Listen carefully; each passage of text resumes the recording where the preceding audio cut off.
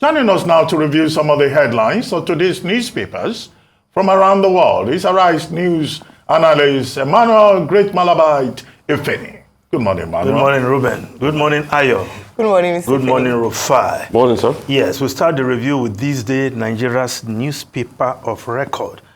I start from the window story above the masthead. $800 million loan. World Bank clears air, says decision to draw down facility rests with incoming government. Reiterates call for elimination of fuel subsidy. Advises incoming government to be decisive and engage with stakeholders. Yes, the country director of the World Bank speaking exclusively with this Nigeria's newspaper of record has cleared the air. And I'm sure many Nigerians will have some relief that indeed it's not the Buhari administration that is going to disburse that amount of money right now. Now, according to the World Bank country director, the approval being sought is ahead so that the next government, the incoming government, come May 29, we have this fund at its disposal when and if it decides to remove the fuel subsidy. And of course, urging the incoming government to be decisive on this matter of fuel subsidy. Yes, I think the good news here is that the current administration wanted to put this $800 million into distributing it to 50 million Nigerians who are very poor on a basis of 5,000 naira per month. I don't know for how long that will sustain a poor family of at least husband, wife, and not less than 4 children, as we see at that level of family. Now, we hope the incoming government will look for more creative ways to use $800 million loan to bring succor, relief to Nigerians who will suffer some hardship as a result of bringing the fuel subsidy regime to an end. Now, the lead story of these day newspapers, Buhari has been bumpy 8 years, but we have built foundation for prosperous Nigeria, says nation electorate now maturing, advises elected officials to deliver or be shown the way out. Kunjoiwala, Amina, Mohammed Saraki, David Green, Ilumelu, others task incoming governors on economy, good governance. Yes, the president, in the twilight of this administration, at every opportunity, restating the fact that 8 years he has done something, even if many Nigerians think otherwise. But laying the foundation for a prosperous Nigeria, even Rufai today, having analyzed the problems within the country, Rufai said, I see hope. Yes, it's like you two, you have keyed into the renewed hope mantra. You see hope. Yes, but talking about the Buhari administration, on all counts where it promised its 3-point agenda at the beginning of 2015 when it took economy, fighting corruption, security. I think the jury is out there for everybody who wants to analyze this government, whether it has done so much. Of course, the average Nigerian family, the wives who go to the market, the husbands who dip their hands into the pocket only to discover that there is a pandemic of empty pocket, as Ruben will put it, they will also give their verdict, whether the president has done well in 8 years in running this country. But, of course, there are areas where the government can say, yes, I did this, I did that. The railway, rejuvenation of the railway, the second Niger bridge, of course, reducing this insecurity in the Northeast. Unfortunately, there is widespread insecurity, whether it's in Kaduna, in Katsina, the president's home state, Zamfara, Niger State, and many other places in the country. Now, we move on to the Guardian newspaper. Uncertainty over $2.3 billion Siemens deal as grid collapses 99th time under Buhari. That is another area where, after all the money spent, the national grid still collapsing. After all the deals concluded or not concluded, we still have this problem. I'm sure the Buhari administration will also speak to that because the situation of power, a critical infrastructure for development, for manufacturers, for investors coming into this country, because you don't come and invest in a place and you turn your company, your small company, into a power generating company. It's not how it is done elsewhere in the world, in other climes where things work better. But here, we still have this issue of power. Now, of course, in the front page of The Guardian, Buhari Lawan hailed Hilda on world record feat.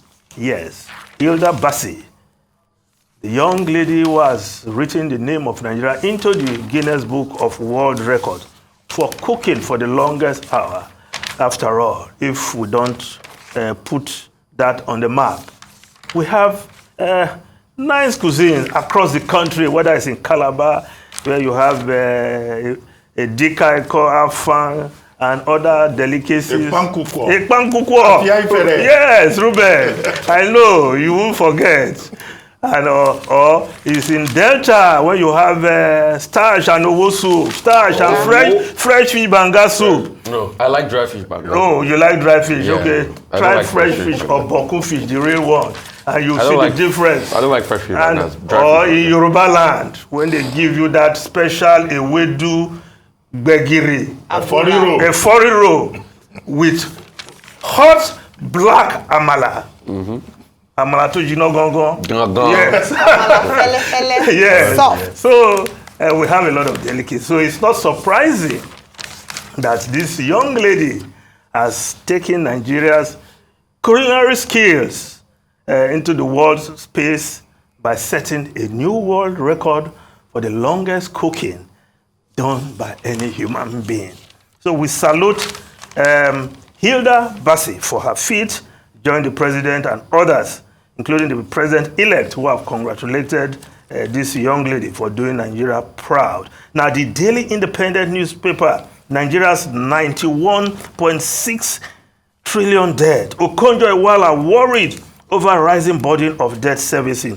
Concerned it may eclipse recurrent expenditure investment, advises incoming government on private investment with multilateral support. Of course, it should be painful to somebody like Okonjo-Iweala, who was in the thick of activities to reduce Nigeria's debt burden under the Obasanjo administration. Looking these days, I think she can only just shake her head. I watched her yesterday in that exclusive interview with Adesuwa Omoran, and she wanted Okonjo-Iweala to prescribe what the next administration should do. She said, well, I've done my bit. There are people running things now. They will solve the problem. They should solve the problem. I think she's also a diplomat, if you will, right now in a position as the DG of the World Trade Center. Now, World Trade Organization. Sorry, thank you, Rufai. Yes. Then the leadership newspaper, avoid debts, pay salaries, or fail, Okonjo-Iweala tells governors. And of course, that induction for newly elected governors, which took place in Abuja yesterday. The Punch newspaper, Tinubu's inauguration, military, IG, warn troublemakers as court hears anti-handover case. Well, cases that are in court, the justices will deal with that. But that is not enough to warn people. But if the military, the police, they have intelligence of people trying to foment trouble anywhere, I think those people should be apprehended and made to cool their heels and face the law. But a general warning also has a way of making the atmosphere tense ahead of the handover date. Now, the other story in front page of the Punch. Shehu Kuti spends night in custody, police plan arraignment. Of course, if there's one thing custody can do to a man, it will make you reflect. I hope Shehu Kuti is reflecting on his actions, and when he gets over this, he will be a better man, perhaps a more sober Nigerian. Yes, you can be an activist, but to raise your hands against an officer of the law the way he did in those videos, of course, he's in police custody, and we hope his issue will be resolved. If he has to be punished, so be it, because that cannot be a good example for the young ones to copy, that Shehu did it and got away. So some people may be tempted to try it some other time. Now, the Daily Sun newspaper, U.S. slam visa ban on election riggers, unveiled their identities, Nigerians urge. Yes, we've been hearing of this kind of, U.S. will ban, U.S. has banned some high-profile people. Well, it would have been a good thing to just name these people. But if the U.S. says they have already done that, we hope they have applied that rule to the right people, the people who were actually involved in trying to distort the will of the Nigerian people on election day, no matter who they are. Well, you say, well, some of these people, do they really bother whether they go to the U.S.? After all, there's Dubai. They will go to Dubai. They will go to U.S., to U.K., where they also have property and can just go there and cool off. Now, the Nigerian Tribune newspaper, National Assembly presiding officers, North Central governors fought APC zoning template. Yari adamant as more senators pledge support. Well, we'll have the Yari on the program in a short while. Yes. To state his claim for this, stake his claim for this position. But the way the North Central, of course, no, the Northwest now, that's where he represents, is asking for this position. Is of course, other zones that are also represented, like the North Central, of course, they are faulting the template because they are not even represented in that arrangement. But it's been argued also that if the North Central has the chairmanship of the party, it is a big position that also perhaps warrant their being excluded from the zoning arrangement when it comes to the National Assembly positions. But of course, there are still other positions the ruling party can dish out: leader of the Senate, leader of the House. These are also key positions in the legislative arm of government. Now, the Vanguard newspaper, also that same story, North Central governors kick against zoning to meet Tinubu National Working Committee. The Daily Trust newspaper, NNPC to resume oil search in Lake Chad next week. Kerry opens shares for public next year. Our gas pipeline to connect over 11 countries, Europe.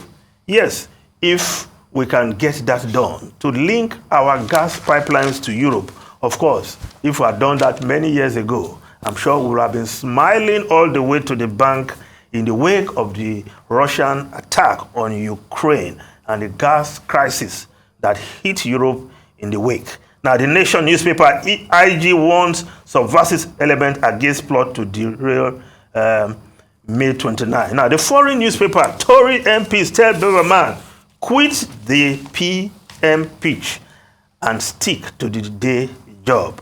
Yes. Home Secretary accused of undermining Sunak in speech on migration. Of course, Braverman, the Home Secretary, has been kicking against migrants coming into the country and wants sterner measures to stop the migration. And of course, she's insisting that if she campaigned for Brexit, it was because he wants UK to have control of those who come into the country. And she's still pushing that all the way. Now, the Daily Telegraph, ministers warn of sharp rise in immigration by election. Influx of workers and students at odds with pledge to cut numbers, says Home Office. Now the Financial Times. Erdogan on course to retain power as Turkey election heads for runoff. Yes, Erdogan, incumbent, wins first round. Outcome defies opinion poll. Stocks and currency decline. Erdogan does not look like good news for the Turkish economy, but he's holding on and may just secure another tenure in office. Ruben, Rufai, and Ayo. Let me start with the statement by Anthony Blinken on Monday, Secretary of State of the United States, that look, some Nigerians have been blacklisted from getting visas to come to the United States because of the disruptive role that they played during Nigeria's recent democratic elections. On the surface of it, yes, the Americans are trying to do for us what we're not able to do here at home, helping us to further strengthen our democracy by indicating that there will be consequences for bad conduct and that the American system does not encourage the kind of bad conduct that we saw during our elections. Our expectation will be that we also have a very strong self-correcting mechanism at home so that the provisions of the law can be applied against those persons who snatched ballot boxes, those persons who frustrated free choice, and those persons who, behaved in a manner unbecoming of persons within a democratic dispensation. However, I share the view of those persons who insist that, look, it will have been better for the Secretary of State, U.S. Secretary of State, to name and shame those persons. I hope that the U.S. Embassy here in Nigeria will avail us of the opportunity of access to this list, publicly presented, because, we are here, we know the people who behave badly. There may be some missing names on the visa restriction list that concerned Nigerians may want to add or recommend as addition. As I sit here now, I can just reel off some names. But when concerned Nigerians have not released their own list, why are we waiting for others to do it for us? That's why I said what we cannot do for ourselves. It's good that others are doing it for us. And you recall that at the time, the UK, the US, Australia, other countries also said that there will be sanctions for persons trying to frustrate the progress of Nigeria. It's at least a good thing that some people are trying to help us, sanitize the environment. The other issue that you brought up, which is the World Bank chief in Nigeria, Chowdhury, speaking yesterday and saying that, in fact, the $800 million that Nigeria is looking for was, in fact, approved in December 2021, that it is not new. It was part of a request from Nigeria, asking for a facility to support the National Social Investment Program, which has been Social Safety Net Program, which in any case has been very controversial. But the board, the World Bank board, approved that, but Nigeria has not drawn down on the facility. So that clarification is important because many Nigerians are under the illusion that that money has already been collected and pocketed. The main point that Chowdhury made is that, look, it is for the next administration to take the decision to draw down on that facility. But of course, it will also require the endorsement of the National Assembly. Hence, President Buhari has written to the National Assembly to grant his approval, some kind of sovereign, endorsement, which will strengthen the hands of the World Bank, and which will be in keeping with the procedure, for drawing down on facility. But the decision to draw down on that facility will be that of the incoming administration. So clearly, the Buhari administration has cleverly dodged the responsibility for acting on fuel subsidy removal. I guess because of what President Buhari himself said earlier when he granted an interview to Bloomberg, when he talked about the consequences of the removal of subsidy. However, everyone seems to agree on the fact that the subsidy regime is unsustainable. And this was the main point made by the World Bank chief in Nigeria. And he made a point that if the new administration does not remove that subsidy within 3 months, that Nigeria will find itself in very serious fiscal crisis, and that the only option that will be available will be through ways and means. The same ways and means that we have been complaining about that has been conducted in an illegal manner, contrary to the Fiscal Responsibility Act and also the CBN Act, Section 38 thereof. So the future looks really very challenging. But would the incoming administration find the courage to remove fuel subsidy? Can they afford, within the first 3 months, to say, we are taking this courageous decision and this is the way forward for Nigeria? With inflation at 22.22%, will they be able to bear the cat? That remains to be seen. But the clarification offered by the World Bank chief is in order. However, the other caveat, which I pointed out yesterday, is that what makes this a serious matter is that this is the first time that Nigeria will be talking about fuel subsidy removal, and we are going to borrow money to fund fuel subsidy removal. How about the money that will be saved? Saved, yeah. From the removal of subsidy. As has been done in the past. In the past? That is what you plow into areas to ameliorate the situation. That's what has been done in the past. But this is a new development. But the good thing is that the next government will not say, we never knew that this situation was so bad, because it's the same party that will continue in office. So I have a lot of qualms even with what the World Bank chief in Nigeria said. And it has made me more scared for Nigeria. The fact that the money was requested for in 2021 as a bid to pull out subsidy and nothing was done since then. What kind of country are we living in? But they did not withdraw the money. Since 2021, you had made the request for the money, and did it have to take the World Bank chief to come and say it? When the minister was hounded, why didn't she make this clarification?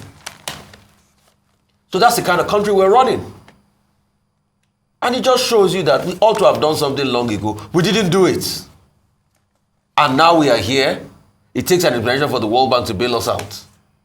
So we want to draw the money out now, pull out subsidy. World Bank chief says 2-3 months, if you don't pull out subsidy, you're going to be in dire straits. Are we sure this new administration is going to pull out subsidy 2-3 months?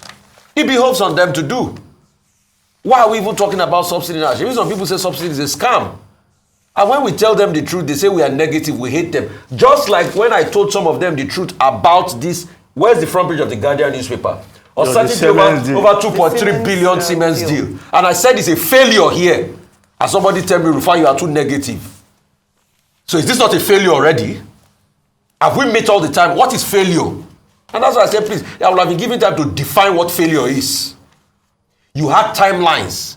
By now, we're not supposed to be turning a vegetable part of the timeline. Didn't our grid go as low as 223 megawatts? And I said it's a failure. They say I'm negative. You see, when we want to do a country right, let's do it right. I've got nothing against anybody. I just want this country to be better. But when people keep dropping the ball and try to illogically defend themselves, it doesn't take us anywhere. If you failed, I accept you have failed so that you'll be able to do better. Look at where we are. Look at the joke we've become of this Siemens deal as we speak today. Where is the power? Where is the development?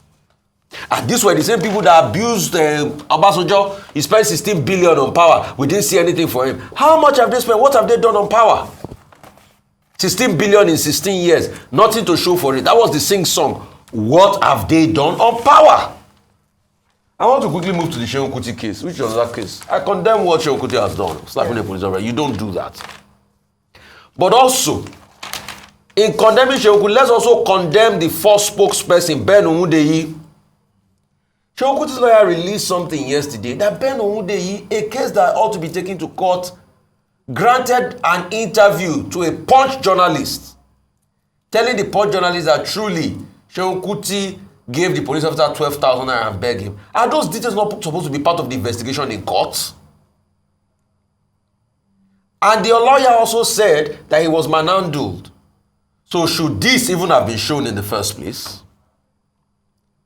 Dr. Abati, you people are the lawyers in the room. Should this be shown? Should this mugshot should be in public glare as we speak today in the first place? Because you see, we live in a country where everybody is so lawless. And that's why I said, in the bit of between yesterday and today that Shehu did that, I condemn what Shehu has done. No. All of a sudden, the Nigerian police has become a saint, Abi. But is this representation of the law? Should he be handcuffed the way he was handcuffed? But if he has slapped a policeman before, do you know whether I can slap a policeman again? So the prospect of doing it again. And that's why I'm saying I totally. Maybe that's why they put the hand in. And that's why I'm saying I'm totally condemning what he has done. Don't get me wrong. But two wrongs can never make. And it wasn't one slap, according to those who saw the original. Two wrongs can never make a right. In this country, the moment we believe that two wrongs can make a right, we will have a country of so much wrong, and that's where we are in the country of a wrong now. What the police has done in parading him, there is a law against parading criminals. That's it. And look at it. Alleged criminals in Lagos State. It's even making headlines. And it was the same police that released that picture. So should that have been released to the public in the first place? I've never said what Shehu did was right. Please don't get me wrong. He was wrong in what he's doing, but is the police too doing any better? So the same fight that we're fighting against Shehu, that say, okay, Shehu infringe on the police right, is this any better that the police is doing? Is this any better? So do two wrongs end up making a right in Nigeria? The day it does, let me know. I think whether it's Shehu Kuti or anybody else, you know, the argument isn't there. Don't parade suspects. Yes, a person arrested for a misdemeanor or a felony is considered innocent until proven guilty. But here in Nigeria, you know, you are judged guilty even before you go through the justice administration system. And that's why you see even armed robbers. So it's not because it's Shehu Kuti. Even parading armed robbers, parading kidnappers, no. The proper place to go is a court of law, where the rights of the person under Section 36 of the Constitution, which talks about fair hearing, you know, would then, you know, kick in. So that's the point that the lawyer, Fushika, first we were told it was Falana, but it was Fushika that issued a statement saying that the rights of his client, you know, are being violated. Yeah. But there will be a lot to learn from this. But of course, as we pointed out yesterday, citizens are not supposed to attack policemen. If that were to be allowed, there will be anarchy.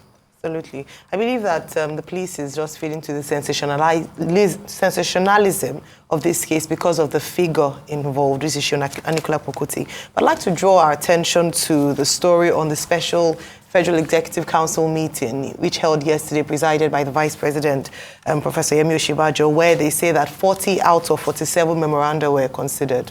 The concern here is what we have talked about in terms of memos being approved and projects being approved.